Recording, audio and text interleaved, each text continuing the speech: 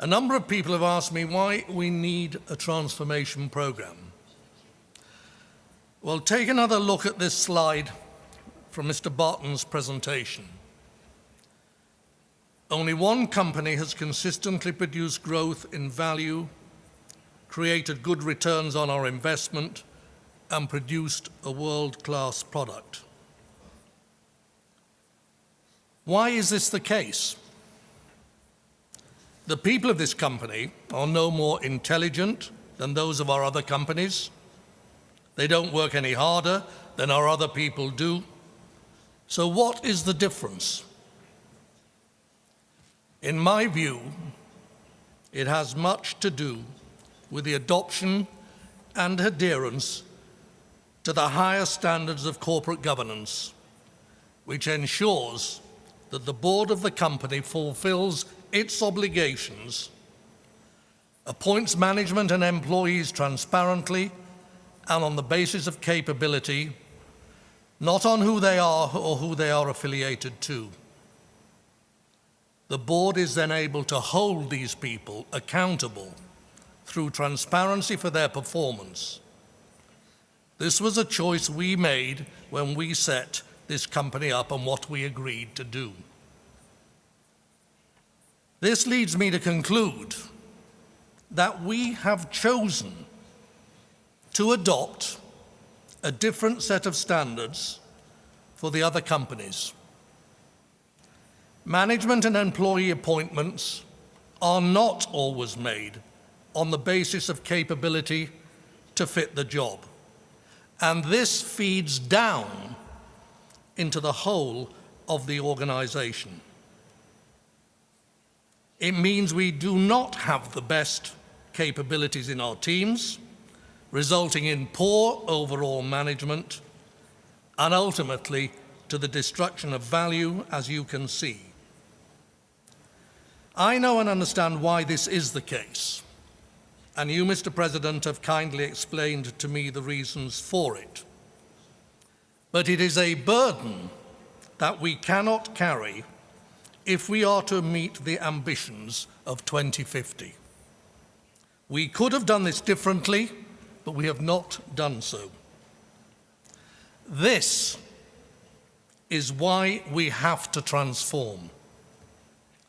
There is no other option other than continued decline if we are to achieve 2050.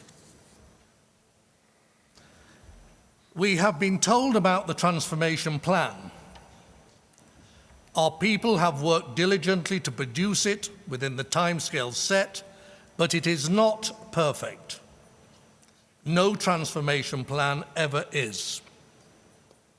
It needs to be seen as a dynamic plan that will constantly be changing as we learn more, as we journey along the roadway to change.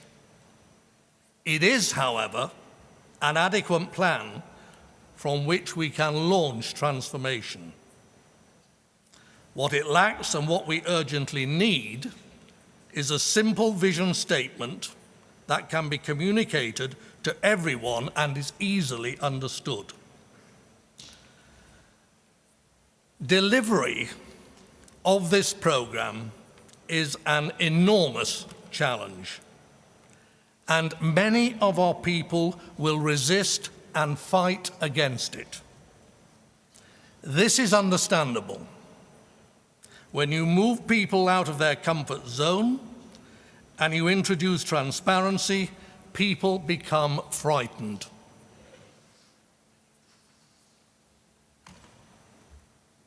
Our job is to bring these people along with us. But if we cannot, and they become obstacles, they will have to be removed.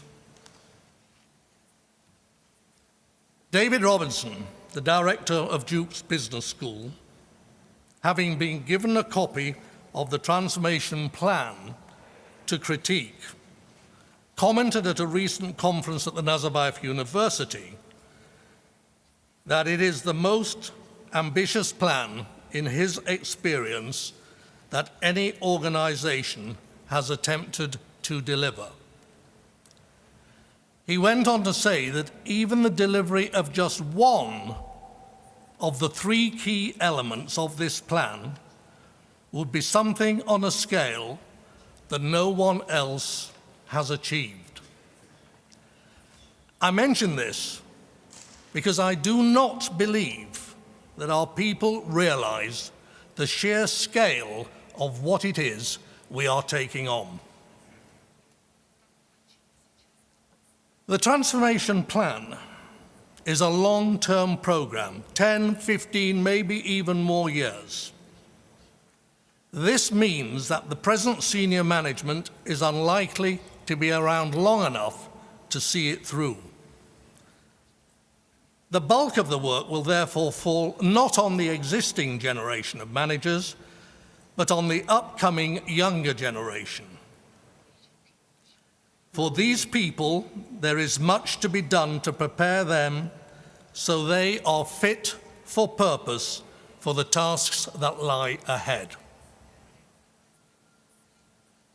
One of the best investments here in Kazakhstan has been the introduction of the Balashak Scholarship Scheme and the new Nazarbayev University.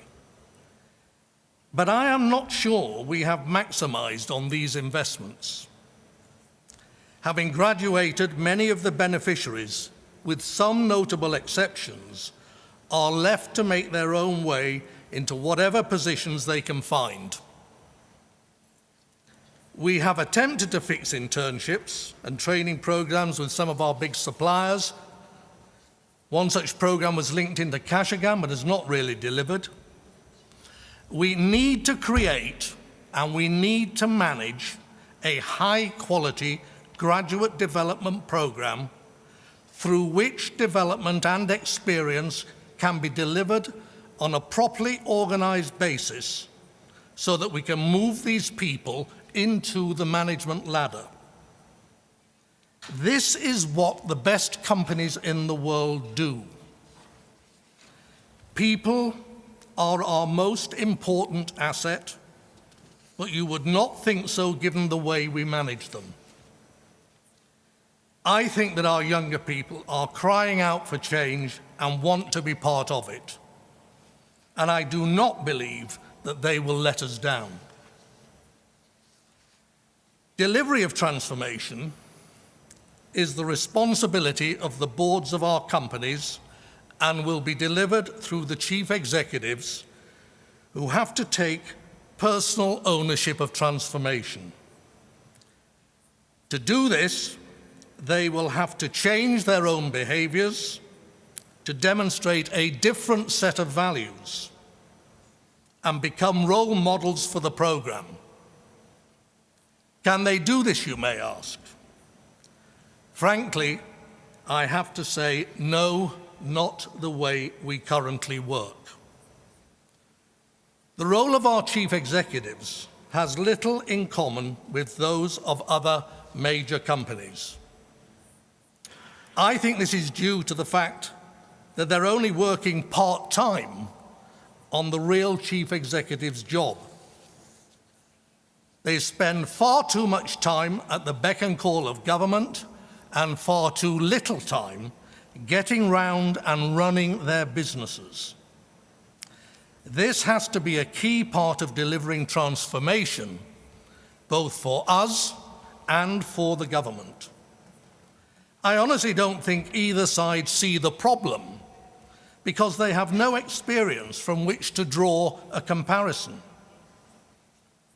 Do you think that the chief executives of General Electric, Shell or Toyota are called out of their offices like our people are? Of course they're not. Mr. President, the transformation program belongs to you and to the people of Kazakhstan, who are the real owners of our companies and to whom ultimately we will all be answerable. The plan is hugely ambitious, as rightly it should be. We owe it to you and to the people to begin the journey of transformation with our eyes wide open and knowing the challenge that we all face. We need the highest quality of leadership. Now, right now, is the time to stop talking and to start delivering. I believe with the enthusiasm of our people and, Mr. President, with your determination, we can do this.